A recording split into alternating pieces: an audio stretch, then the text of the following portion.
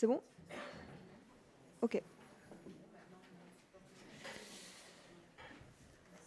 Ok, super. Bonjour à tous. Vous êtes tous bien installés? Tout va bien? Je vais laisser les gens s'asseoir peut-être à l'arrière. Bienvenue à cette masterclass sur la sécurité. Bon, je dis sécurité, mais je vais plutôt parler de cybersécurité ou sécurité numérique. Je vais utiliser les deux termes de manière assez interchangeable. On va s'inscrire dans l'ANEC avec dans cette conférence, avec cette masterclass, en essayant de réfléchir à comment rendre la cybersécurité un petit peu plus accessible, un petit peu plus démocratique et moins fun, moins opaque en tout cas, et comment mettre la cybersécurité au service des communautés, des individus. Donc moi, je m'appelle Scarlett, hein, je travaille dans la cybersécurité depuis 3 ans à peu près. Donc je travaille pour une société qui s'appelle Darktrace, qui est une société de cybersécurité basée sur l'intelligence artificielle. Donc dans mon travail, je m'occupe plutôt de la sécurité réseau, de la sécurité d'entreprise. Mais la raison pour laquelle je suis là, c'est plutôt que j'ai cofondé il y a 2 ans un projet qui s'appelle le projet Reconfigure, qui vise à justement démocratiser, rendre plus accessible la cybersécurité à travers des interventions auprès des communautés.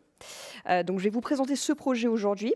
Je l'ai cofondé avec une personne qui s'appelle Julia Slupska et qui est en études de doctorat à l'université d'Oxford. Donc en fait, on fait partie de l'institut d'Oxford, le OII, le Oxford Internet Institute.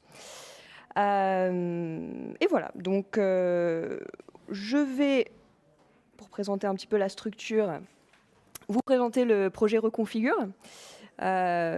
Comment est-ce que ça a commencé? Qu'est-ce qu'on fait? Quels sont les horizons? Dans l'idée, c'est de vous donner peut-être des pistes de réflexion dans vos activités, dans votre travail, dans vos projets, peut-être même dans vos vies numériques à proprement parler. D'abord, je vais poser un contexte. Je vais parler un petit peu de pourquoi la cybersécurité est si importante aujourd'hui et si omniprésente aussi. Mais pourquoi également c'est un sujet qui reste assez inaccessible. Et à la fin, je vous propose peut-être, si on a le temps, un atelier démo avec des échanges, questions, etc. Pour vous montrer un petit peu à quoi ressemble le genre d'atelier qu'on a tendance à faire chez Reconfigure. Voilà. Alors, pour commencer, la cybersécurité, je vous ai fait une petite chronologie pour parler un petit peu des différents événements de la cybersécurité aujourd'hui, pour en fait juste exprimer le fait que la cybersécurité n'est plus du tout un sujet à la marge, comme ça a pu l'être au début des années 2000, quand Internet était un peu moins entremêlé avec nos vies. Vous avez peut-être entendu dans la plénière cette statistique qu'en avril de cette année, il y a eu plus de cyberattaques que dans toute l'année 2019. C'est une statistique que je ne connaissais pas, mais qui ne m'a pas du tout étonnée. Quand je parle de cybermenaces, en fait, je parle de tout ce qui pourrait porter atteinte à nos systèmes d'information, c'est-à-dire à leur confidentialité, à leur fiabilité et à leur accessibilité. Système d'information, ça peut concerner les entreprises, les gouvernements, les systèmes informatiques classiques. Ça peut aussi concerner l'individu à sa propre échelle, donc vos réseaux sociaux, votre compte mail, votre compte en banque. Aujourd'hui, tout ce qui est connecté à Internet peut être hébergé sur un serveur tierce. Donc, les cybermenaces concernent vraiment toutes les échelles. On a des cyberattaques qui ont plutôt visé à des fins politiques. Donc Stuxnet en 2010, ça n'a jamais été entièrement confirmé, mais on se doute que c'était une cyberattaque, une collaboration entre les États-Unis et Israël pour déconnecter les centrifugeuses iraniennes.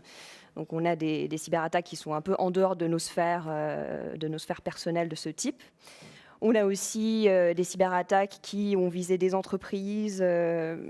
Colonial Pipeline récemment en 2021 qui a mené à une interruption d'approvisionnement de carburant aux États-Unis.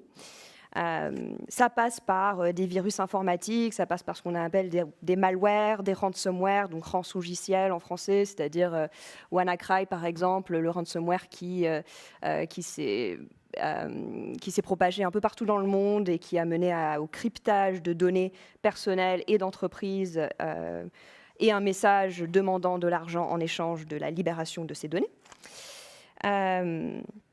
Et il y a des menaces qui sont un peu plus indéfinissables, c'est-à-dire des menaces qui portent peut-être atteinte à nos libertés individuelles.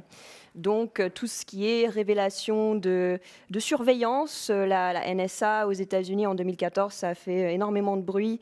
Le fait que beaucoup des communications de citoyens étaient surveillées par l'État, par les États-Unis. Cambridge Analytica aussi, cette entreprise qui a collaboré avec Facebook pour récolter les données d'utilisateurs de ce réseau social, et ensuite les utiliser pour manipuler l'opinion politique de ces mêmes utilisateurs. Donc toutes ces menaces qui sont un peu plus faciles, plus difficiles au contraire à définir, contrairement à tout ce qui est vraiment cyberattaque, les 3 milliards de comptes utilisateurs qui ont fuité de Yahoo, vraiment des choses assez explicites. Et tout ça, c'est quelque chose qui donc, concerne un peu tout le monde à leur propre échelle. Je vais passer à la page suivante. Donc, la cybersécurité, très pertinent pour tout le monde. Par contre, ça reste un sujet que peu de gens comprennent et qui est considéré, je pense, pour beaucoup comme étant un sujet qui ne les concerne pas. Je le vois quand les gens me demandent ce que je fais dans la vie et que je dis que je travaille dans la cybersécurité, je me retrouve souvent face à des regards un peu vides parce qu'on ne sait pas trop à quoi ça correspond. Pourquoi ? Donc, je pense qu'il y a plusieurs raisons. Premièrement, c'est un sujet qui est stéréotypé comme étant un sujet obscur et appartenant à un monde un peu sombre, le hacker avec sa capuche, le hacker sans visage, les binaires qui passent devant un écran, les films, wargames, hackers, toutes ces mythologies en fait qui perpétuent cette image de la cybersécurité comme étant voilà, une zone d'ombre et pas du tout pertinent pour la personne ordinaire. Tout va bien. Et aussi... Pardon ? Oui, c'est ça. J'ai eu un petit peu peur. Et aussi le manque de diversité, tout simplement, dans le monde de la cybersécurité. Donc ça sort de ces mythologies qui sont perpétuées par des films, par des séries, par tout le langage qui est utilisé dans la cybersécurité. Là, je vous ai extrait les images des 14 premières pages du guide 2020-2021 de cybersécurité. Donc voici tous les contributeurs de ce magazine. Ils ont quelques points communs. Et c'est un peu ce qu'on retrouve un peu partout, à tout niveau, dans le monde de la cybersécurité, autant au niveau de l'industrie, dans le monde privé, qu'au niveau du développement, du contenu Internet, toutes les plateformes de formation liées à la cybersécurité. Vous allez retrouver un petit peu les mêmes visages. Et donc, là où je veux en venir, c'est que ce manque de diversité et ces voix qui se ressemblent dans ce monde mènent à une communication très descendante, une manière de parler aux utilisateurs qui est assez condescendante. Donc, si un utilisateur se fait pirater un compte parce qu'il a cliqué sur un lien dans un mail, c'est souvent de sa faute. C'est parce qu'il n'était pas assez informé, c'est parce qu'il est bête, c'est parce qu'il ne connaît pas la technologie. Et pourtant, cette perpétuation des barrières d'entrée fait que cet utilisateur-là n'a pas vraiment les moyens de se sortir de ce manque de connaissances et de ce manque de sensibilité par rapport à ces sujets. Donc voilà, c'est une boucle un peu infernale. On n'arrive pas à s'en sortir, même s'il y a des choses qui changent, qui s'améliorent. Quels sont donc les axes de transformation au vu de cet état des choses ? Premièrement, je pense l'idée, c'est de viser l'autonomie des utilisateurs. Donc, on veut que les personnes qui se servent du numérique, et ça concerne quasiment tout le monde dans des pays développés comme la France, même si on a découvert avec le Covid notamment que tout le monde n'avait pas un ordinateur chez soi, donc ça c'est une autre problématique. On veut encourager les utilisateurs à se prendre en main, à savoir qu'ils ont les moyens de se protéger contre toutes les menaces qui existent et qui sont liées au monde numérique. On veut, pour accéder à cette autonomie, être à leur écoute. Donc vraiment créer des systèmes, créer des formations, créer des ressources qui sont ancrées dans les réels besoins des utilisateurs. Et aujourd'hui, comme je l'ai dit tout à l'heure, ce manque de diversité, les personnes qui font ces systèmes, qui font ces designs, qui créent les ressources, ce sont souvent des personnes avec une seule voix, quoi. Ils n'ont pas forcément accès aux besoins des vrais utilisateurs. Donc il faut créer des manières d'écouter les personnes qui se servent des machines qu'on utilise aujourd'hui, des portables, des ordinateurs, etc. Et traduire ces besoins en ressources accessibles, ressources qui sont compréhensibles. Souvent, ce que vous allez trouver sur Internet, si vous tapez « Comment améliorer ma cybersécurité », c'est des listes, c'est des articles listes sur comment améliorer ses mots de passe, avec du jargon informatique, avec des choses qui sont assez opaques, encore une fois, pas très compréhensibles. Faire en sorte qu'il y a différentes ressources qui sont disponibles pour différents besoins, donc l'inclusion, que toutes les différentes personnes comprendre finalement que chacun fait face à différentes menaces et à différentes priorités. Et la diversité, donc essayer de faire venir des personnes différentes dans le monde de la cybersécurité, ce qui, je pense, va permettre d'aider dans tous les autres objectifs. Et c'est pour ça que tout est interconnecté. En fait, on va petit à petit arriver à une cybersécurité un peu plus accessible. Très bien. Donc, Reconfigure, c'est un projet, comme je vous ai dit, qui a été fondé il y a 2 ans. Ça a commencé juste avec moi et Julia, et maintenant il y a beaucoup plus de personnes qui nous ont rejoints et qui travaillent sur différents projets. Donc ça, c'est cool. On a commencé avec l'idée de créer des ateliers auprès de certaines communautés pour aider les personnes à acquérir du savoir et à prendre en main leur propre sécurité, donc des interventions. On a ensuite reçu des fonds de l'UKRI en Angleterre, qui est le UK Research and Innovation, qui nous a permis de faire un projet de recherche aussi. Donc, sur 10 mois, en fait, on a fait plusieurs ateliers, une série d'ateliers. Et à partir de ces ateliers-là, on a créé un rapport qui permet de mettre un peu en lumière toutes ces problématiques utilisateurs qui sont souvent passées sous silence par la cybersécurité mainstream. Donc voilà, en résumé, ce que ça représente. Notre approche se veut un peu différente grâce à certains points que je voulais souligner. Donc premièrement, on revendique une approche féministe, c'est-à-dire qu'on essaye d'éviter l'approche descendante. On veut se positionner on veut créer des espaces finalement avec ces ateliers qui sont ouverts, qui sont accueillants, où on n'a pas besoin d'expertise technique, on n'a pas besoin de provenir d'un certain milieu pour y assister. On veut remettre en question l'idée que l'avis d'expert est la seule avis qui compte. Donc, est-ce que l'avis d'expert est vraiment valide dans tous les contextes, vu encore une fois que ça vient souvent du même endroit. Et aussi reconnaître nous-mêmes en tant qu'organisatrices, en tant qu'animatrices, reconnaître notre propre positionnalité, donc reconnaître les privilèges qui influent sur notre manière de faire, que ce soit la couleur de notre peau, notre provenance académique et notre niveau de richesse. Donc reconnaître tout ça et ce qui nous mène aussi à une approche qui est réflexive. La recherche participative, donc c'est plutôt lié au projet de recherche qu'on a fait, plutôt qu'aux ateliers en soi, mais ça a aussi contribué à les structurer. C'est qu'on se veut souple sur les environnements qu'on crée et la manière dont on les structure. Donc on est à l'écoute des personnes qui interviennent dans nos ateliers.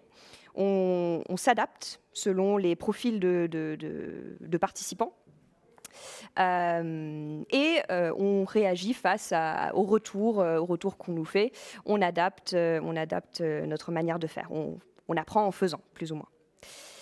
Est-ce que j'ai oublié quelque chose ? Voilà, donc avec tout ça, ce qu'on cherche à faire, c'est reconfigurer. C'est pour ça que ça s'appelle Reconfigure. La cybersécurité de manière générale, la manière dont les gens voient la cybersécurité et la manière dont les gens agissent au niveau de leur propre sécurité numérique.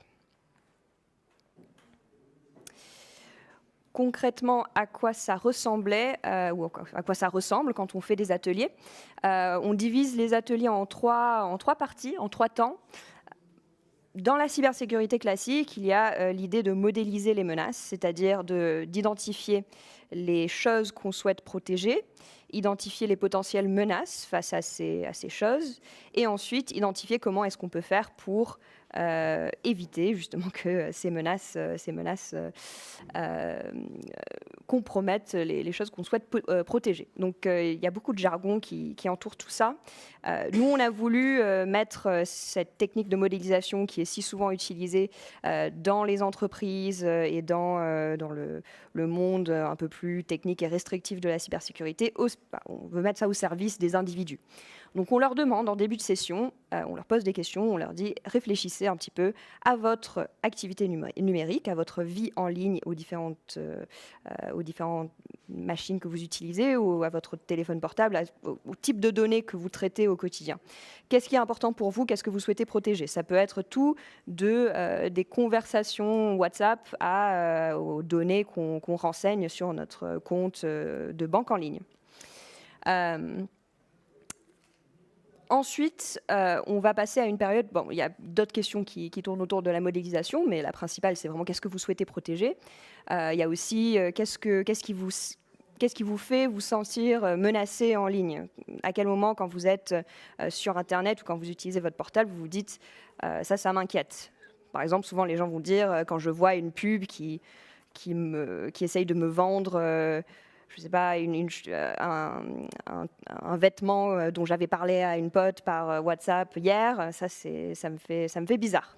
Donc ce genre de choses. En pratique, ensuite, on va inviter les gens à sortir leur ordinateur, sortir leur téléphone et à mettre en place certaines mesures qui peuvent améliorer leur sécurité. Télécharger un VPN, changer leur mot de passe, se renseigner tout simplement sur quel type de menaces peuvent exister sur Internet, donc s'instruire. C'est une manière de les encourager à aller chercher l'information eux-mêmes, à les responsabiliser et à créer en fait un espace d'entraide, parce que tout ça va être appuyé par une équipe de support technique. Donc, on appelle ça une équipe de support technique. Ce n'est pas forcément des experts techniques, même si ça peut l'être. C'est des personnes qui vont animer les sessions, être à l'écoute des participants et en fait apprendre avec eux. Donc, si une personne essaye de télécharger une extension pour Chrome pour sécuriser un certain site ou je ne sais quoi, il y aura toujours quelqu'un pour l'aider, pour l'accompagner. En dernier lieu, dans l'atelier, on ouvre un débat, donc on pose des questions peut-être un peu plus larges sur, encore une fois, la place de la cybersécurité dans la vie des gens. Donc, est-ce que vous pensez que c'est votre responsabilité de maintenir votre propre sécurité numérique? Est-ce que vous pensez que c'est plutôt l'État qui doit créer des lois plus appropriées, incentiviser les entreprises? Est-ce que ça doit être vraiment au niveau design? Est-ce que les développeurs devraient faire des solutions, créer des technologies avec la sécurité déjà précodée dans la solution? Ce genre de questions permet encore une fois d'amener à la réflexion, d'amener à l'échange dans cet espace de l'atelier. On y pensait un petit peu comme des bulles qui existent dans la vie des gens qui n'ont jamais, peut-être qui ne comprennent pas vraiment en quoi ils sont à risque en ligne, qui n'ont pas le temps de mettre en place ces solutions eux-mêmes ou qui tout simplement veulent éviter le sujet. Voilà, donc on est appuyé par trois supports, bien sûr les personnes qui animent les sessions, l'équipe de support technique. On utilisait concrètement un guide qui existe en ligne, qui a été créé par le collectif Hack Blossom, qui s'appelle le guide DIY de la cybersécurité, qui est aussi traduit en français et en espagnol. Et c'est une super ressource, je vous donnerai un lien à la fin, avec en fait catégorisés par téléphone, réseaux sociaux, email, etc., pour donner des petits conseils à l'utilisateur ordinaire pour mieux se sécuriser. Donc on donnait ça comme point de départ pendant la partie pratique, mais à partir de là, les participants pouvaient aller là où ils voulaient. Et tout ça a été vraiment animé par une projection interactive. Donc vous voyez, bon là c'est une très mauvaise photo parce qu'on n'a pas pris beaucoup de photos pendant les ateliers, mais voilà, c'est un exemple d'atelier. Et constamment, en projection, on avait une plateforme interactive, donc je vais vous la montrer à la fin, elle s'appelle Mentimeter, peut-être que vous connaissez déjà, avec les contributions des participants qui s'affichaient constamment à l'écran, donc ça stimulait la discussion et ça créait encore une fois cette ambiance communautaire. Parfait. Comment ça se passe pour l'heure? On est à 29 minutes, donc c'est parfait. Je vais vous parler rapidement du projet de recherche. Donc le projet de recherche qui s'est appuyé sur plusieurs ateliers sur 10 mois. Donc déjà, les ateliers qui ont participé à ce projet, on les a organisés en recrutant des personnes qui étaient relativement proches de notre centre, soit relativement proches de nos cercles sociaux existants, soit par des partenariats. Donc je pense que c'est important de le dire, pour organiser des ateliers, bien sûr, il faut des participants. Et bien sûr, on peut recruter à travers les réseaux sociaux, on peut recruter à travers des flyers, toutes ces méthodes qu'on connaît. Mais nous, ce qu'on a trouvé comme étant le plus efficace, c'est bien les partenariats. Et ça nous permet aussi d'intervenir à des niveaux de communauté spécifiques. Donc on a fait un atelier, par exemple, à l'occasion d'une conférence qui s'appelle People and Planet, donc autour des questions écologiques et des questions d'activisme à l'échelle du gouvernement. Donc on avait plutôt un public activiste, on pouvait adapter du coup les questions à des problématiques d'activistes, il y a des choses très intéressantes qui sortent de là. On a fait aussi un atelier à l'occasion du festival du livre et de l'anarchie à Édimbourg. Donc ça aussi, c'était un public assez particulier. Et récemment, donc je vous en parlerai un peu plus tard, on fait des ateliers qui répondent à des besoins spécifiques de population. Donc par exemple, sur des victimes alors je ne sais pas si le terme existe encore en français, mais des victimes d'abus basés sur l'image, c'est-à-dire des victimes de harcèlement sexuel en ligne, par exemple. Donc ces personnes-là ont une manière complètement différente de voir la cybersécurité, par exemple, qu'une personne qui n'a jamais été victime de ce genre de choses. Et des travailleuses domestiques immigrées, ce genre de choses. On arrive, avec ces partenariats, à intervenir vraiment dans des communautés spécifiques. Le projet de recherche, du coup, couvrait plusieurs communautés et aussi plusieurs populations différentes, des populations étudiantes, des populations un peu plus âgées, et nous a permis de révéler peut-être certains besoins liés à la cybersécurité qui sont souvent passés sous silence dans le milieu.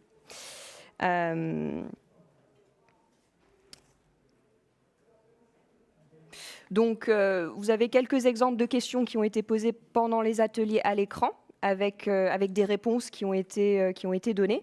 On a récolté la donnée qui a servi à ce projet de recherche par plusieurs moyens. Donc, premièrement, on avait la plateforme Mentimeter dont je vous ai parlé tout à l'heure, avec les données qui s'affichaient à l'écran. Donc, c'est ce que vous voyez là, c'est les contributions en live et à l'écrit des participants de l'atelier, des ateliers. On avait des conversations de groupe pendant les ateliers qu'on a enregistrées. Et on avait des entretiens avec des volontaires à la suite des ateliers, donc juste avec une personne où on leur posait des questions, premièrement sur leur retour par rapport à l'événement. Donc ça nous permettait aussi d'alimenter cette réflexivité et de changer la structure si besoin en fonction des retours. Et également de creuser de manière un peu plus approfondie les questions qui avaient déjà été posées pendant l'atelier. Souvent, on se retrouvait avec des réponses beaucoup plus personnelles, beaucoup plus réfléchies. Donc, ces 3 manières de collecter la donnée et ensuite, on a créé un rapport. Donc, j'ai pris quelques exemplaires pour... C'est bon. J'ai amené quelques exemplaires pour vous montrer. Vous pouvez le passer dans les rangs peut-être. Un rapport qui est également disponible en ligne et qui reprend les trouvailles de ce projet. Je vais vous les résumer quand même. Donc, premièrement, ce qu'on a trouvé, c'est que les participants trouvaient qu'il y avait plusieurs barrières en place qui les empêchaient d'interagir avec la cybersécurité et de vraiment réfléchir à leur propre sécurité numérique. C'était surtout la peur de l'inconnu, donc de savoir qu'il y avait tout un tas de menaces, tout un tas de choses en rapport avec la cybersécurité qu'ils ne connaissaient pas du tout, et le sentiment que c'était des connaissances trop inaccessibles et trop grandes pour qu'ils s'y mettent, en fait, qu'ils puissent combler ce manque de connaissances. Ça, c'est, je pense, très lié à ce jargon technique qu'on retrouve souvent dans la cybersécurité, dans les différentes ressources qui sont largement disponibles, et cette mythologie aussi qui reste très, très austère. Il y avait aussi... ce qu'on a remarqué, c'est qu'une fois qu'on leur avait fourni cet espace des ateliers et cette structure de réflexion avec les questions, avec l'équipe de support qui animait les différentes discussions et qui aidait les personnes dans leur démarche, les participants, ils étaient extrêmement enthousiastes en fait dans cette idée d'améliorer leur sécurité numérique. Ils avaient beaucoup de réflexions hyper intéressantes. Ils arrivaient à identifier assez facilement finalement ce qui était important pour eux dans leur vie numérique, ce qu'ils voulaient protéger le plus. Et donc, cette vision de l'utilisateur qui est courante en cybersécurité, que c'est un utilisateur désintéressé ou qui ne porte pas assez attention aux dangers qui existent, finalement, on trouve qu'elle est plutôt fausse. Il y avait pas mal de réflexions intéressantes pendant les ateliers sur le privilège et l'oppression. Chacun qui pouvait façonner la manière dont les personnes concevaient la cybersécurité et leur propre sécurité. Surtout au niveau de la classe sociale et des moyens. Donc les personnes qui avaient eu accès, par exemple, à des cours numériques à l'école voyaient ça un petit peu différemment. Les personnes qui avaient un petit peu moins de moyens disaient que ce n'était pas quelque chose qui était forcément leur priorité, parce qu'ils ont un peu moins le temps, bien sûr. Ils ont d'autres choses à faire. Pour eux, ce qui est important, c'est que les choses fonctionnent.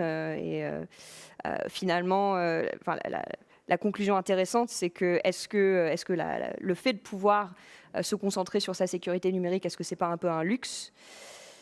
Donc voilà, des questions qui restent aujourd'hui sans réponse. Juste la valeur communautaire de ces ateliers, encore une fois, qui a permis d'ouvrir ces réflexions et de donner tout simplement aux personnes une occasion, une opportunité dans leur vie de mettre tout ça en pratique. C'était des ateliers vraiment ponctuel. Il y avait pas on n'a pas encore fait d'atelier qui se décline sur plusieurs mois ou plusieurs qui reviennent. Mais moi, je pense que ce serait un axe très intéressant, notamment, d'avoir un atelier qui est toujours là, chaque mois, tous les 2 mois, je ne sais pas quoi, mais qui permet de donner aux personnes qui veulent un endroit où ils peuvent revenir chaque mois, un esprit de communauté et un lieu de travail pour réfléchir à ces questions. Et dernièrement, ce qu'on a pu découvrir, c'est que même si les personnes appréciaient le fait de pouvoir télécharger des VPN, faire des actions et prendre un peu en main leur propre sécurité, ils portaient beaucoup d'importance aussi dans les changements systémiques, les changements structurels qui devraient opérer au niveau des gouvernements, de la loi et des entreprises. Donc l'incentivisation pour une meilleure sécurité qui n'est pas la responsabilité de l'utilisateur.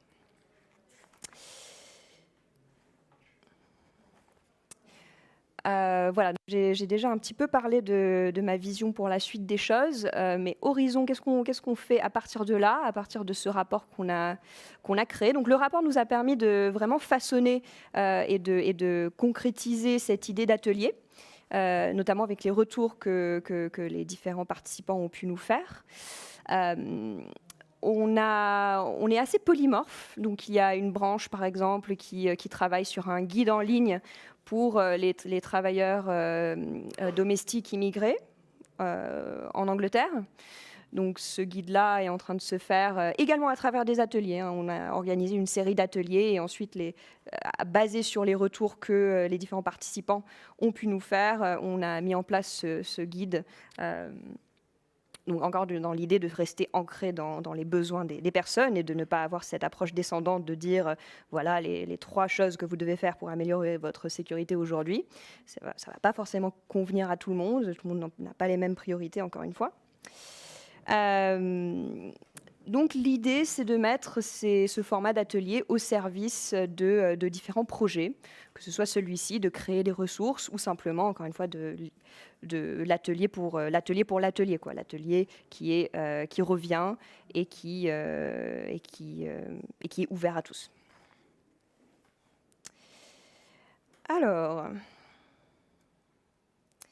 je vous propose de découvrir le support Mentimeter. Je ne sais pas s'il y en a qui connaissent déjà. Non? Ok. Alors, je peux du coup aller sur Internet sans souci.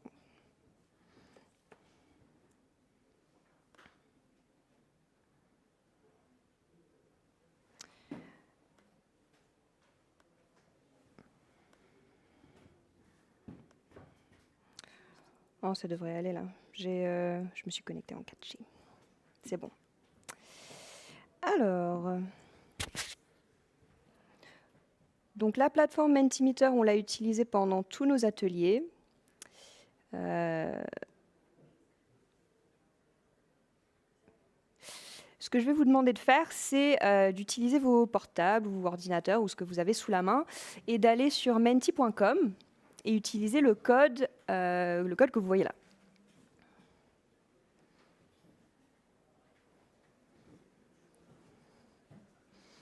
Donc vous me dites si vous avez un problème. Normalement, c'est plutôt simple. C'est 3035 17 32.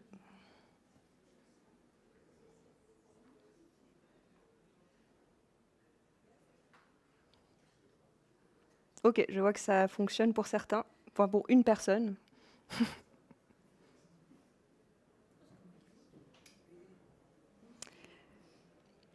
Voilà, donc l'idée, c'est que tout le monde peut faire des contributions et que c'est affiché en direct à l'écran. Dans le cadre des ateliers, ça permet vraiment de créer un esprit de travail collectif.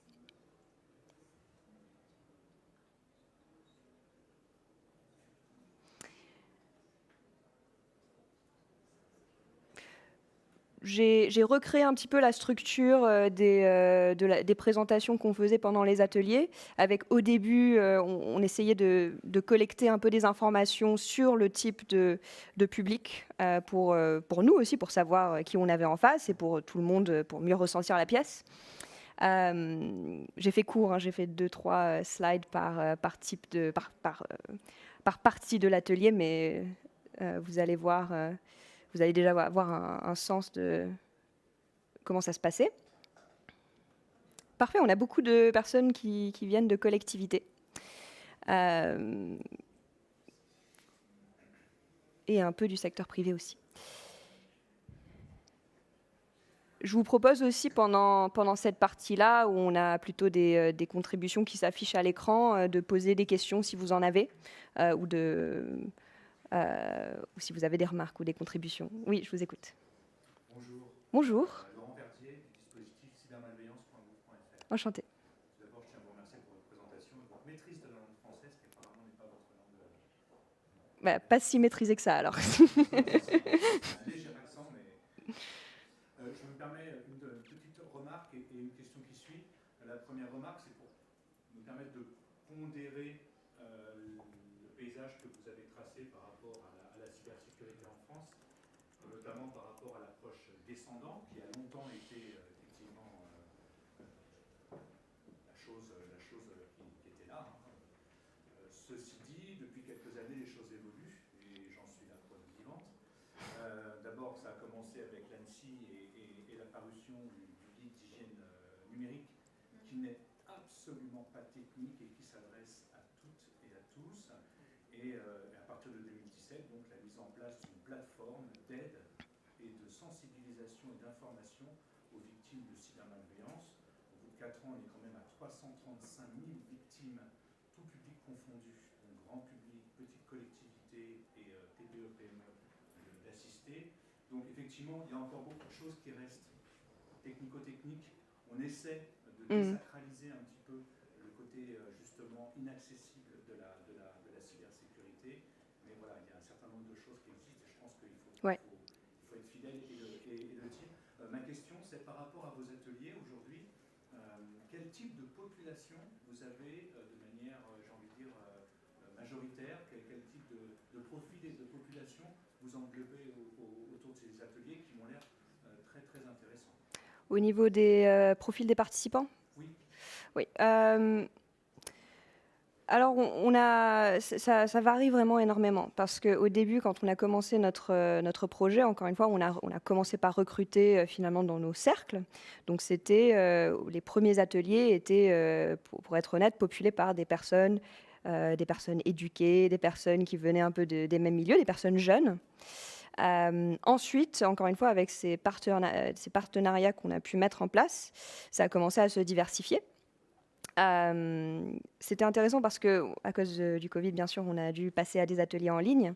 Voilà, et on a vu que d'un côté, peut-être ça limitait l'accès aux personnes qui avaient la connaissance pour se connecter à Zoom, les connaissances pour utiliser déjà un ordinateur ou un téléphone de base.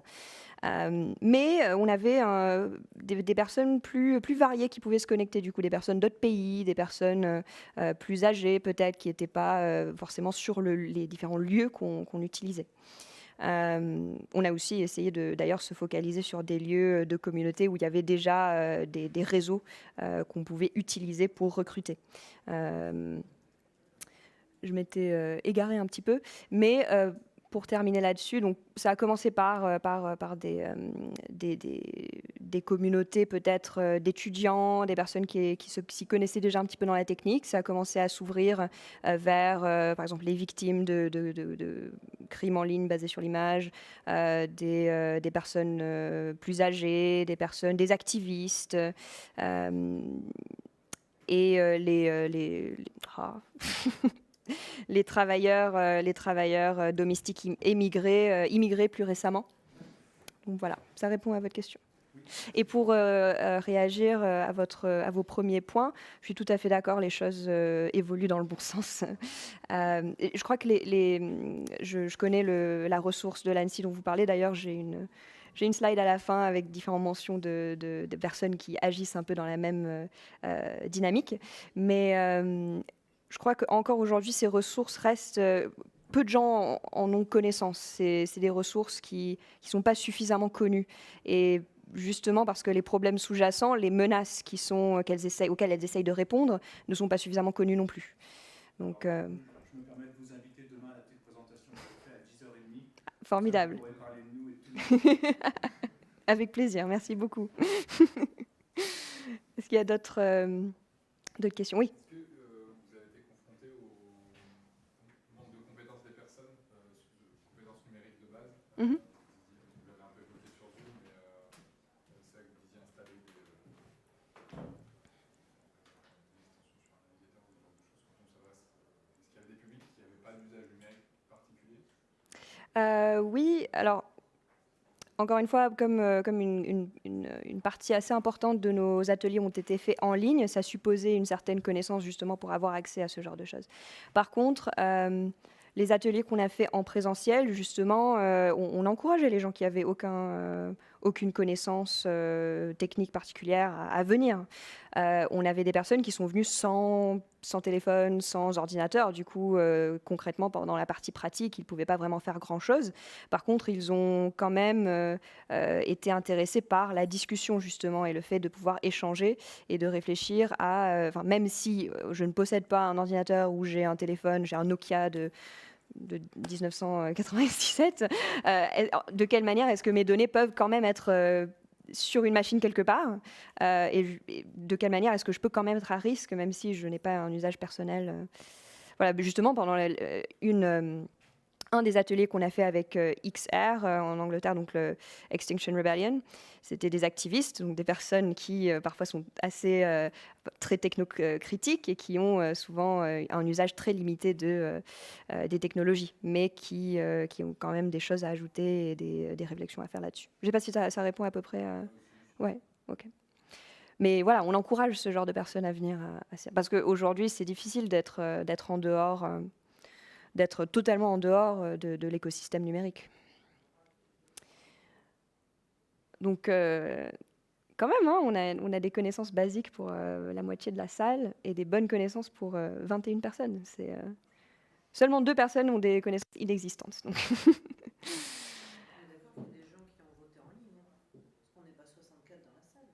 Ah oui, je pense.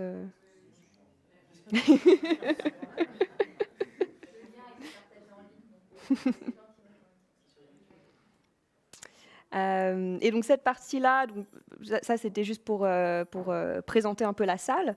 Et ensuite on passait à des questions où c'était plus, vous pouvez rentrer un texte. Et c'est là où pendant justement les temps de débat notamment, ça pouvait être intéressant parce que vous pouvez non seulement discuter avec le groupe où vous êtes, mais aussi réagir face aux contributions de tout le monde.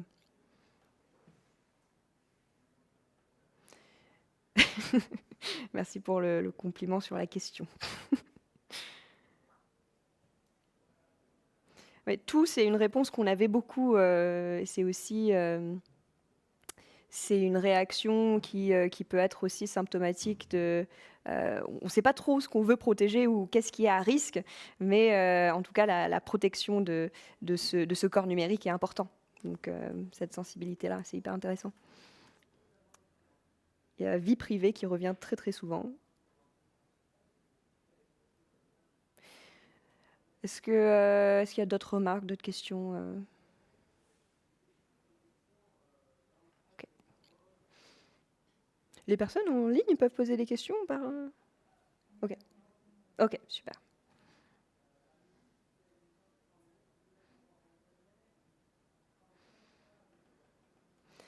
On a, dans le rapport, on catégorise les différentes réponses. Il y avait des réponses qui étaient comment dire, un peu évidentes dans le sens où tout le monde veut protéger ses données bancaires, mais il y avait aussi beaucoup de réponses par rapport à l'intimité, donc les messages privés. Et ce qu'on a trouvé, c'est que les personnes étaient plus préoccupés par qui peut voir quoi plutôt que par je veux que cette information soit inaccessible. Donc plus le contrôle sur la visibilité de leurs informations. D'ailleurs, il y avait une réponse très drôle d'une participante qui avait peur que ses tantes chinoises voient son activité sur les réseaux sociaux. Mais voilà, cette idée de pouvoir voir les filtres, les contrôles sur les différentes plateformes pour savoir qui a la visibilité sur ces informations. Et d'être sélectif là-dedans, vu que toutes les parties de nos vies se confondent aujourd'hui sur Internet, LinkedIn, les réseaux sociaux, le blog. C'est vraiment des parts de notre vie différentes, mais qui sont du coup ouvertes à tout le monde.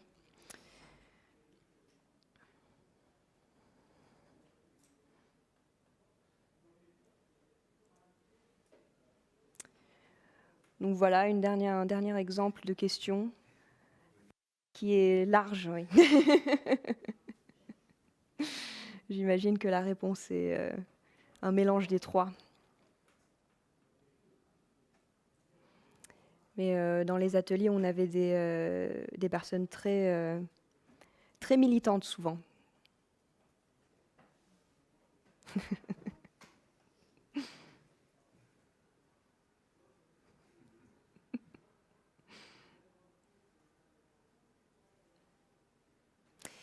Un sujet intéressant qui est sorti des ateliers aussi, c'est cette idée que sa sécurité personnelle, donc je réagis à chacun porte sa pierre, sa sécurité personnelle n'est pas forcément que la sienne. En se sécurisant soi, on contribue aussi souvent à la sécurité des autres. Je pense encore aux ateliers d'activistes, mais forcément, si un activiste publie une manifestation où il est allé et le rend public, il est possible que d'autres personnes soient identifiées dedans et que du coup, et pour chacun dans son contexte, ça peut avoir des implications différentes. On n'essayait pas d'aller trop loin dans la prise de position politique dans les ateliers. De toute façon, on essayait de ne pas influencer le cours des discussions. Mais je crois qu'au fond, l'idée de ces ateliers, donc pourquoi est-ce qu'on veut que ces ateliers existent, pourquoi est-ce qu'on veut que ce genre d'initiative soit créée, c'est que le fait de vouloir protéger sa présence en ligne, il y a quelque chose de très politique là-dedans. Est-ce qu'on la responsabilité de l'État, la responsabilité des entreprises, on se retrouve très souvent face à des gens qui nous disent oui, je sais que mes données sont disponibles, je sais qu'on peut les utiliser à différentes fins, mais au pire, qu'est-ce qui peut m'arriver à part recevoir des publicités personnalisées sur Instagram, que j'aime bien parce que je peux du coup acheter des vêtements qui me plaisent, etc. Donc c'est difficile de savoir quoi répondre à ça lorsqu'on a ses propres convictions. Mais on essayait de poser des questions surtout, d'amener les participants à la réflexion sans imposer un point de vue ou une préférence par rapport à leur propre pratique. Donc pour le support technique, pour les personnes qu'on a formées pour faire ces ateliers, on avait un guide, comment réagir face à une question, comment organiser les ateliers et quel esprit est-ce qu'on cherchait à créer. Et un des points en particulier, c'était de ne pas, surtout que souvent nos animateurs, animatrices avaient une expertise technique, essayer de ne pas voir ça comme un savoir que vous voulez donc donner à l'autre personne, mais plutôt essayer de dénicher quelles sont les vraies priorités de la personne, quelles sont ses vraies questions, et de diriger la conversation vers ce qui est important pour elle. Pas de dire un VPN, donc ça sert à ça, voilà tous les VPN que vous pouvez choisir, vous devriez choisir celui-là parce qu'il est le plus efficace, etc. Donc voilà, on essayait d'éviter ça. Donc beaucoup pensent que c'est plutôt les trois. Mais il y a aussi des réponses comme quoi c'est un petit peu à chacun. Maman.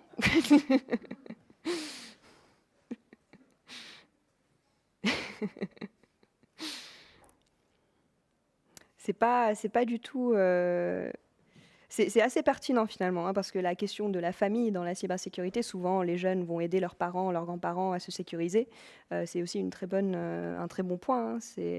Est-ce que ce serait pas, d'ailleurs c'est l'idée des ateliers, est-ce que ce serait pas mieux si la sécurisation était un projet collectif, un projet communautaire ou de famille? Voilà, donc quelques liens vers des projets un peu dans le même esprit. Donc je vous ai mis la traduction française du guide DIY de la cybersécurité. Deux autres guides, donc encore une fois c'est plutôt anglophone, Tactical Tech Collective et EFF Surveillance Self-Defense Kit. Donc le guide pour la cybersécurité féministe est beaucoup plus user-friendly, je dirais, et pour aller plus loin, les deux autres sont intéressantes aussi. Il y a une association en Angleterre qui s'appelle Glitch UK qui a un peu promulgué le terme de, en anglais, digital self-care, ou prendre soin de soi digitalement. Cet esprit de traiter ces pratiques numériques comme en fait une partie de soi, où en fait il faut en prendre soin, il faut réfléchir, il faut avoir une bonne hygiène. C'est un peu cette idée d'hygiène digitale. Et je fais mention de l'ANSSI aussi, avec ce groupe de réflexion, l'Agora 41, qui vise à rendre les questions numériques et la cybersécurité tout particulièrement un peu plus accessibles. Ils ont notamment fait un prix littéraire récemment, donc c'est pas directement lié, mais j'ai trouvé ça assez intéressant. Voilà, est-ce qu'il y a d'autres questions, des remarques? Oui. Une question sur le coût. Souvent, en fait, avoir une vie privée en ligne, ça peut avoir un coût, notamment avec les VPN, notamment avec Ouais. des boîtes mail. Face à tous les services qui sont gratuits, comment est-ce que tu fais pour mettre en avant en fait ces alternatives? C'est-à-dire mettre en avant les services qui sont gratuits finalement, et donc... Alors comment est-ce que tu fais pour motiver des gens à passer à des services qui parfois sont payants ou à des systèmes payants comme les VPN plutôt que de rester sur des services gratuits?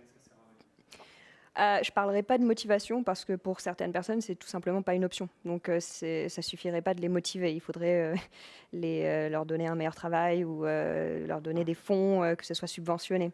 On ne peut pas vraiment motiver une personne si à partir du moment où elle n'a pas les moyens. Après, encore une fois, c'est une question de priorité. Si c'est une personne qui a les moyens mais qui choisit de ne pas le faire parce qu'elle veut mettre son argent dans autre chose, c'est une conversation qu'il faut avoir. Est-ce que ce que vous apporterez, ce service payant, vaut le coup comparé à ce dans quoi vous dépensez votre argent autrement? Tu vois ce que je veux dire? Alors je vois, mais il y a quand même des biais cognitifs qui existent. Par exemple, le fait de mettre la main au portefeuille, que ce soit pour débourser un centime ou 10 euros par mois, il y a ce biais de devoir passer en fait à l'achat. Donc je pense pas que le fait d'avoir les moyens financiers de le faire soit suffisant. Parce que pour la plupart des portefeuilles, dépenser 3 euros par mois, c'est quand même accessible. Mais du coup est-ce que les gens ils sont suffisamment sensibles pour passer ce petit gap? J'imagine que dans ton expérience, oui. Mais j'en suis pas sûr. Certains, oui, bien sûr. Je crois que c'est la question sous-jacente, et la question de comment encourager les gens à s'intéresser à la sécurité de manière générale. Et de là découlent les dépenses dans les solutions qui conviennent, la proactivité par rapport à l'information. Personnellement, je ne verrais pas ça comme un objectif principal. Je verrais ça comme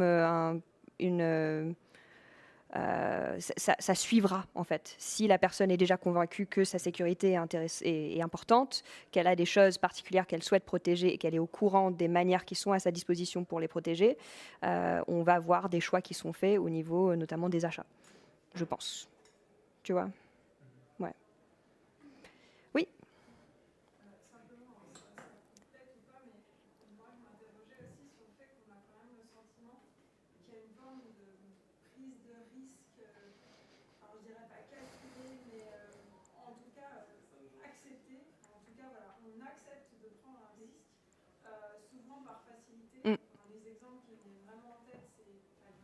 l'utilisation de Gmail ou autres, ces solutions qui sont Mm. devenues tellement faciles à prendre en main, entre guillemets, qu'en fait, on accepte le risque qu'on confie ces données à on ne sait pas qui, mais parce que en fait, l'outil est simple et Mm. on sait l'utiliser.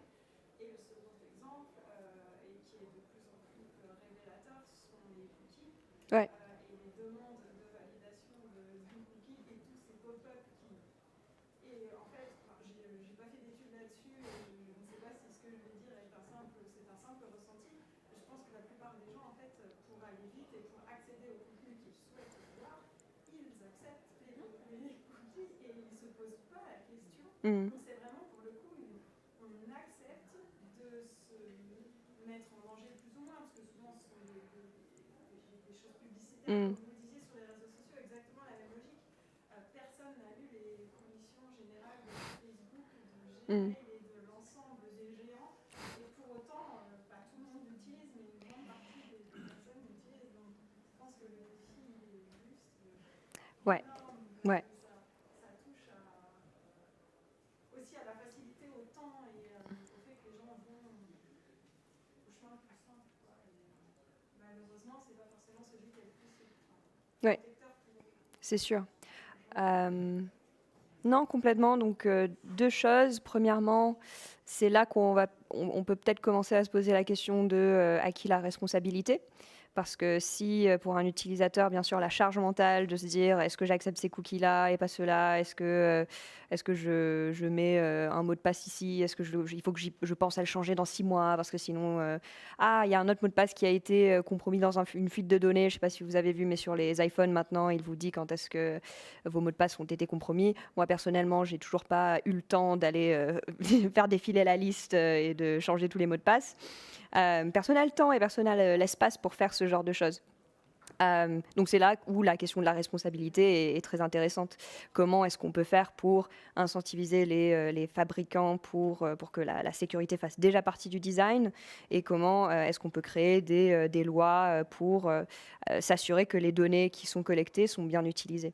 Donc des conséquences appropriées à la mauvaise utilisation de ces données. Et on n'a pas encore les réponses à ces questions aujourd'hui parce que on se demande toujours si certaines utilisations de la donnée sont réellement désirables ou pas à l'échelle des États, à l'échelle des boîtes, tout le débat qui se passe sur l'utilisation de l'intelligence artificielle en ce moment. Le fameux sécurité contre liberté individuelle, c'est une question éternelle presque. Mais il y avait autre chose que je voulais dire par rapport à ça. Alors vous avez dit que les personnes n'avaient pas le temps forcément d'accepter ou de refuser des cookies. Et c'est là aussi où l'information de l'individu est importante. Parce que si on creuse, on voit que d'accepter ou de refuser les cookies sur des petits sites de recettes, des trucs comme ça, au final, ça ne change pas grand-chose par rapport à la quantité de données que peuvent moissonner des boîtes comme Facebook, Google, etc. Ce n'est pas forcément le site individuel, la petite entreprise qui va utiliser vos données et les revendre éventuellement. C'est plutôt les grosses boîtes qui peuvent les récolter de plein de manières différentes, qui passent à travers les mailles de tout ce qui est RGPD, etc. Donc voilà, c'est là où le renseignement et l'information sont importantes, mais qui ne sont pas toujours disponibles et compréhensibles pour un utilisateur. Comme vous dites, on lit pas ni on comprendrait si on lisait les guides d'utilisation, quoi. Oui. On parlait des coûts induits parfois pour se protéger. Est-ce qu'il n'y aurait pas des communs numériques, ou en tout cas, est-ce que vous auriez identifié des communs, un minima en termes d'environnement qui permettrait à l'individu de pouvoir se protéger? Et est-ce que vous avez exploré les questions autour du self-data? Comment? En fait, on est sur le sujet des communs. Donc, si on peut penser que c'est bien d'avoir un discours qui sensibilise effectivement sur la cybersécurité, c'est important. Je suis RSSI pour ma part avec les ministères. Je suis à l'endroit des élèves et des enseignants. Mais si on n'apporte pas les outils, si on n'apporte pas les moyens qui leur permettent aussi de se protéger, on est dans le discours, on n'est pas dans l'action. Oui. Et est-ce qu'il n'y a pas une politique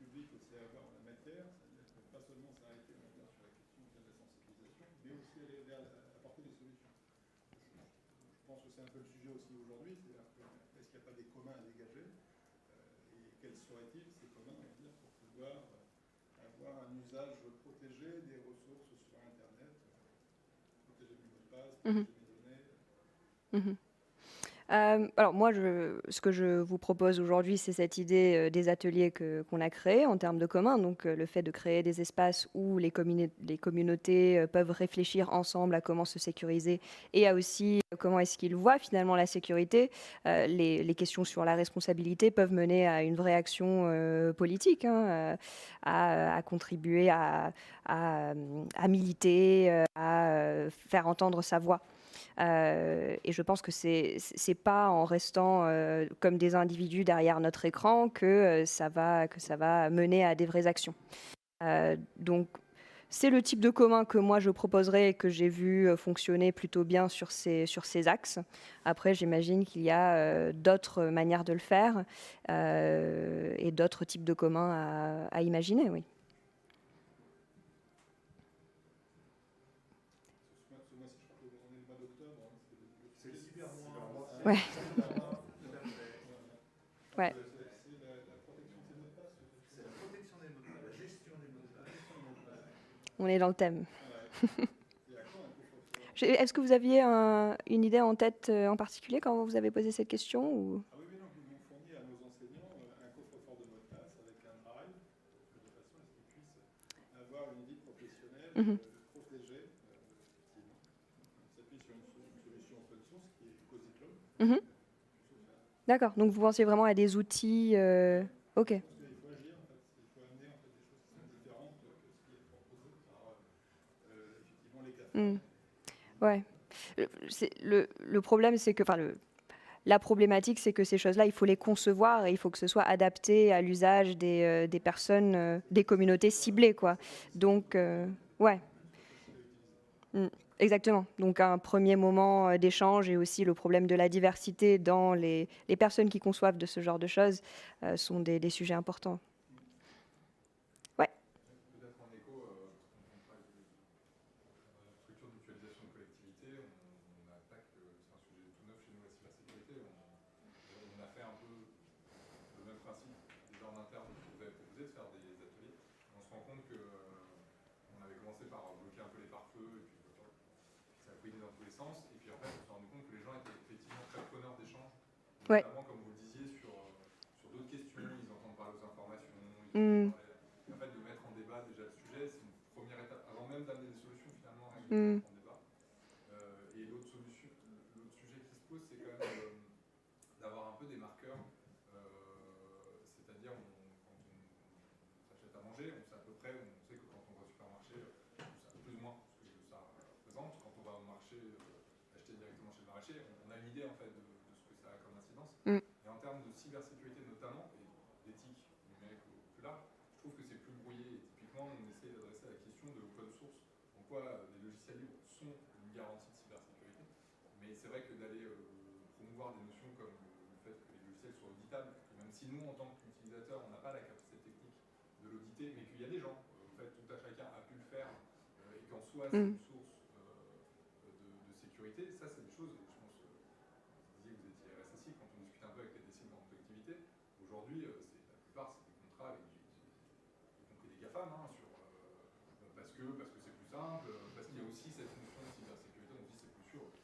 135, c'est pas super sûr, donc voilà, on va pas prendre de risques avec Cozy ou d'autres.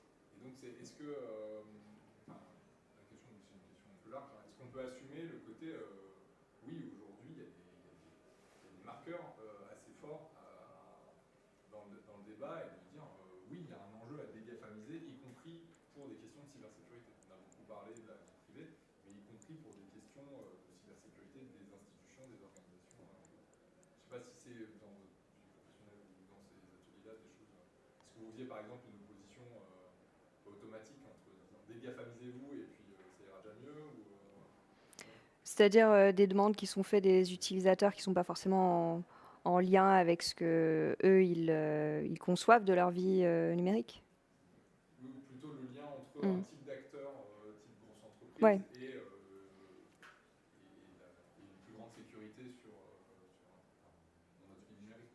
Je pense que c'est un petit peu la direction qu'a pris Internet de manière générale, hein, depuis que ça a été, depuis que c'est vraiment rentré dans nos vies avec le Web 2.0 au début des années 2000. On a vu cette question de est-ce qu'on reste sur un Internet qui est plus libre mais plus dangereux, parce qu'on voyait qu'il y avait de plus en plus de menaces, que les plateformes étaient ouvertes, le back-end était accessible aux utilisateurs, mais du coup c'était moins fiable et c'était plus fragile. Ou est-ce qu'on rentre dans des jardins à murs, des plateformes fermées qui sont opaques et inaccessibles à l'utilisateur? Comme l'a dit Cédric O ce matin, on monte dans la locomotive et on ne sait pas comment ça marche. Mais ça donne des structures plus fiables et plus sécurisées, mais du coup moins d'espace pour l'utilisateur pour personnaliser, pour configurer, encore une fois, l'importance des filtres, l'importance d'avoir le contrôle sur ces plateformes qui dictent finalement une grande partie de nos vies. Donc je vois complètement une opposition entre les deux, mais c'est très compliqué de... On est bien engagé plutôt d'un côté que de l'autre, de toute façon, au point où on en est. Mais il y a peut-être plusieurs axes pour en sortir et pour trouver un équilibre là-dedans, parce qu'il y a beaucoup plus d'esprit critique par rapport à ça maintenant. Oui. Oui, j'en profite pour maintenir de commun et de NEC locaux pour rappeler que Cybermalveillance WFR tient à la disposition de tous les acteurs locaux l'intégralité de ces livrables en source ouverte, si besoin, pour y intégrer le logo de votre organisme, de votre organisation, de votre collectivité. Et bien sûr, à mon niveau, je suis à votre disposition. J'interviens la semaine prochaine dans le NEC local Cyber Anjou, en plus pour présenter le kit de sensibilisation justement qui est normalement apprécié, très bien fait. J'en avais rapporté une centaine d'exemplaires, je ne sais pas vous en passer. Merci beaucoup. Très bien. Est-ce qu'il y a d'autres questions? Oui. Moi, je fais juste un complément parce que j'écoute un peu au loin. Effectivement, avant de penser à des solutions payantes, je pense notamment à vous pour un VPN. Le VPN, c'est vraiment un usage un peu particulier, notamment quand on est en itinérance. Après, je pense que 80% des choses pourraient être réglées avec des solutions gratuites. Là, ce qu'on dit pas, c'est effectivement avoir les bonnes pratiques. Personne n'a parlé des mises à jour logicielles. Il faut savoir que Google Chrome s'est pris 5 faille 0D. D'ailleurs, je pense que le monsieur de cybermalveillance le sait parce que je l'ai su via son flux RSS en l'espace de 2 semaines. Qui a fait sa mise à jour Google Chrome ces 2 dernières semaines? Elle passe normalement en automatique. Mais voilà, donc ça rejoint un peu le tout. Et effectivement, le libre, je suis tout à fait d'accord. On a notamment participé à un atelier de Framasoft la semaine dernière, via notre web territorial. C'était super intéressant et je pense qu'il y a beaucoup de choses à faire. Merci. Ouais. Alors, je vais effectivement, c'était très intéressant, mais si on veut vraiment parler de sécurité, je pense qu'on n'a pas abordé toutes les étapes parce qu'avant même d'aller parler connexion, nous on est en train de se battre dans le département pour mettre des points Wi-Fi sécurisés. Puisque aujourd'hui c'est un peu l'anarchie de la connexion. On arrive dans un lieu de médiation numérique, donc je suis conseiller médiateur numérique, je suis là pour accompagner le public à découvrir le numérique, monter en compétences, être accompagné. Et ça fait quelques années où nous on met en garde sur le fait que dans les lieux qui nous accueillent pour accompagner du public, j'ai eu de la connexion avec un partage de téléphone d'un femme manager par exemple, sur son téléphone perso. C'est pratique sur le moment, mais on ne se pose pas toutes les questions en amont de partager sa connexion Internet, avoir une vraie connexion Internet. Là, on a abordé les VPN. Je pense aussi que les VPN doivent être connus du grand public parce que c'est un vrai sujet, pas forcément utile, comme vous disiez, dans la vie quotidienne, mais au moins connaître ces sujets. Donc, moi, je pense que quand nous, on aborde la cybersécurité au niveau très basique, moi, j'apprends aux gens à se servir d'un clavier, d'une souris d'ordi. Mais je leur apprends tout de suite. On parle de suite de sécurité parce qu'on parle de mettre la clé dans la porte d'entrée, de l'ouvrir, de la fermer. Quand on est à la campagne, les gens le comprennent très bien parce qu'il laisse ouvert chez eux. Ouais. Mais je leur dis c'est pareil. Si vous laissez ouvert l'ordinateur, les gens rentreront. Ils ont cette conscience de j'ai pas beaucoup de données à capter, donc c'est pas grave. Les gens peuvent rentrer chez moi, il n'y a rien à voler. Mais au moins, ils se posent la question. Mm. Et au moins, quand C'est ils ça. vont devenir de vrais internautes et vraiment avoir des échanges sur Internet, ils se poseront d'autres questions. Ouais. Moi, je suis ravie quand quelqu'un m'appelle plusieurs séances après en me disant attendez, mais moi je ne veux pas aller sur Internet sans vous parce que du coup j'ai peur. Très bien, vous avez peur, ça veut dire que vous savez qu'il y a des choses qui sont pas naturelles, pas normales, Mm. dangereuses, non sécurisées. Bon, on avait déjà abordé les points sécurité mis oubliés, donc là on revient, on aborde plus que le mot de passe, on aborde plus que les cookies qui sont catastrophiques à expliquer, c'est terrifiant. Mais avant ça, on leur parle de comment vous vous connectez, chez qui, qu'est-ce que vous en faites et pourquoi vous allez sur Internet. Parce que moi, chez les jeunes, c'est la catastrophe. Je pense que c'est absolument ça, hein, c'est le fait de se poser des questions. C'est ça. Et c'est pour ça qu'on passe par des À tout questions. niveau. Ouais, Vraiment ouais, à tout niveau. ouais. Donc on peut parler de sujets très hauts, même si les gens s'en servent pas, mais ça leur ouvrira des questions qu'ils ne se posaient pas. Ouais. Mais d'où l'idée de connaître le public auquel on a affaire, hein, parce que toutes les questions ne seront pas les mêmes pour tout le monde. Donc, Non, mais on peut ouais. aborder tous les thèmes malgré le public. Ouais. Même pas jusqu'au bout, bien sûr. Oui. Mais je pense qu'il faut avoir une culture numérique ouverte à tous, Ouais. où on peut parler de cyberharcèlement, de cyberhacking, de mots compliqués, en les résumant, on va dire, à une phrase, parce que ça leur fait ouvrir un monde qu'ils n'ont pas l'habitude. Quand quelqu'un vient de découvrir un ordinateur, découvrir Internet, c'est un monde à part. Mais ils comprennent très vite, par contre. Tout à fait. Complètement. Et c'est un problème dans la cybersécurité que beaucoup de ces problématiques ne sont pas considérées comme des vrais sujets de cybersécurité. Les harcèlements en ligne, voilà, tout ça, c'est quelque chose qui fait partie d'un problème de confidentialité. On l'associe pas à vraiment la cybersécurité et on le centre pas dans les réflexions de remédiation de tout ça. Donc ça, c'est un problème au niveau de l'industrie, que ce soit dans la recherche, dans le secteur privé et dans le public. Des personnes qui sont sur leur ordinateur depuis 10, 20 ans, enfin 15 ans au moins, très bons en logiciel, très très bons. Ouais. Nous, on a instauré dans notre structure, donc il n'est ni public ni privé, on est mixte, on est les deux, le croissantage. Je ne sais pas si ça parle à certains. On se croissante entre nous. Celui qui laisse sa session d'ordinateur ouverte et libre à tous, un collègue rentre dans le bureau et donc envoie un mail groupé à toute la structure en disant que le lendemain, il paiera les croissants. Ah, d'accord. Ça, c'est une technique délicieuse pour éveiller les sensibilités. Ouais, si ça arrive aussi souvent que ça, c'est qu'il y en a besoin. Mais je travaille dans une entreprise où on est sécurisé, nos ordinateurs sont des postes sécurisés, on a un data center à l'étage en dessous, donc avec un réseau, personne ne doit rentrer dans le réseau, on a des badges de sécurité à l'entrée, enfin on a une sécurité physique. Mais sur la sécurité, j'ai envie de dire humaine, comportementale, on a un souci. C'est-à-dire que les gens me disent ça va, ça fait 15 ans que je travaille avec Michel et Pascal, jamais ils iront sur le réseau piquer les données, machin. Si, non, on ne sait pas. Ce sera peut-être pas Pascal en télétravail qui est en train de se connecter, sauf que tu crois que c'est lui. Du coup, tu vas lui faire confiance. On a vraiment un problème comportemental. Et là, je parle d'une entreprise dans laquelle on est depuis 15 ans dans l'informatique. Ils sont bons dans ce qu'ils font. Mais on a laissé glisser le côté sécurité, cybersécurité, en se disant non mais on se fait confiance, on sait faire. Moi je suis pour la non-confiance totale. Ouais. Après, voilà, j'aimerais bien recadrer cette conversation sur le facteur humain.